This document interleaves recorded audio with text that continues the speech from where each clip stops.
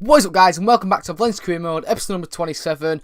Obviously, we have games today. It's going to be games from now on. So, just now to the end of the season, we're going to be obviously trying to keep up our form. And I haven't actually started with a sim game in ages, I think. So, obviously, we did beat Celta Vigo 3-1 there at home. I mean, compared to the other games, I just thought I'd sim that one because I might have simmed the Getafe one if we wasn't away, so that's the only reason why I obviously decided to play this one, because we was away against them. But anyway, last episode we actually performed pretty well. We had a few hard fixtures.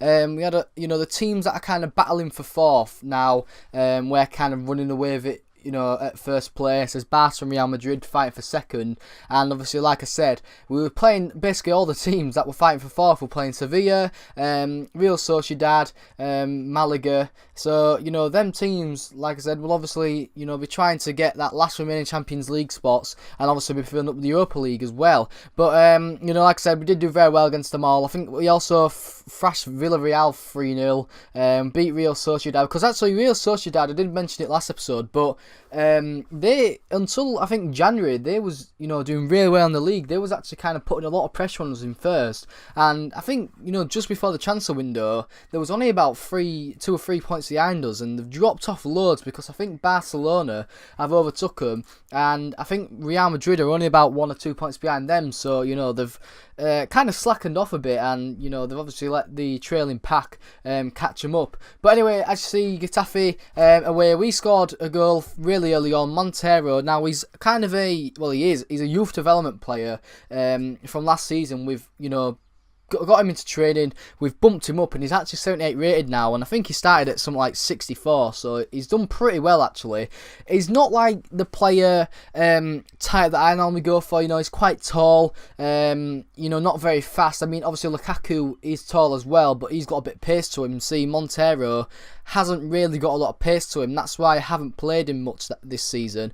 And obviously as well, Lukaku has been on really good form, and obviously you saw in this game that we was playing a second team, because we did have a big game against Barcelona next. There was obviously in with a few days between them, so I had to kind of reserve the stamina for my full first team. But anyway, like I said, he got a goal, obviously to make it 1-0, and then their player, Fallen, who used to play for QPR, I think he's from Argentina, he scored a brilliant strike, to be fair to him. It was a really good strike, edge of the box. Uruguay had no chance, so he got them back into 1-1 before half time, and then Caballeros, he made it 2-1, and then Montenegro actually got his second goal of the game and made it 3-1 to us. So we ran away with the 3 points.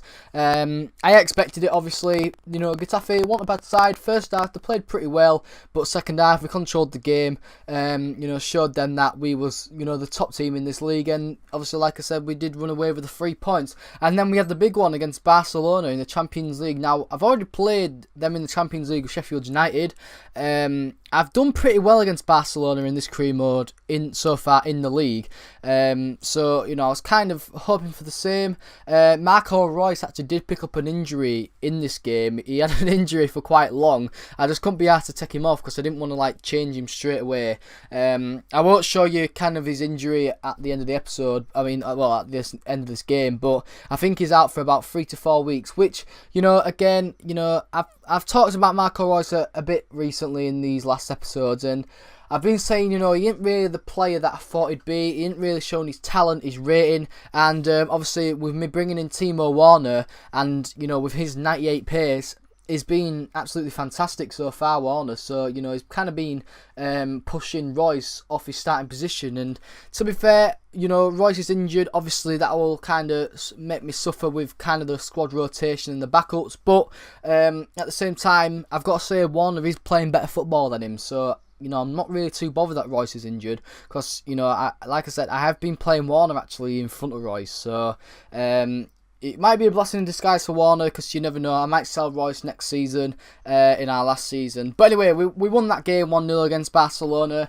I'd liked it to be an away, because obviously it meant we'd get an away goal, but at least we didn't concede an away goal, and that meant we were going into the second leg 1-0 up, and we've actually got them in the cup final as well, so we're playing them 2 more, and we've also got them in the league, so you'll be seeing Barcelona 3 more times this season, which you know, I can't really do what about, but it's just one of those things. And we did have Atletico Bilbao next. Now, Atletico Bilbao actually beat us. I think they got our second loss this season. You know, we've only lost 2 games in the league, and we lost first game of the season against Real Madrid at the Bernabeu.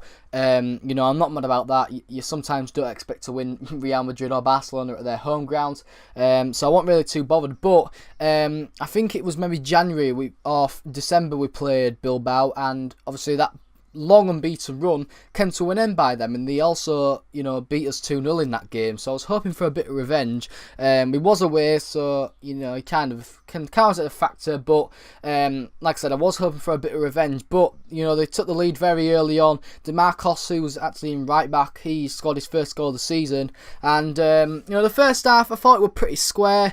We did have a few chances, but as you see, Bilbao would actually get the second goal here and make it 2-0. The first shot got saved by Diego Alves, but he palmed it into the middle of the area, and there was Inaki Williams with the tap in. He has actually his 14th goal of the season, which is pretty crazy, to be fair. He's done really, really well. I don't think he's that high rated on this game. I think he starts at about 80, doesn't he?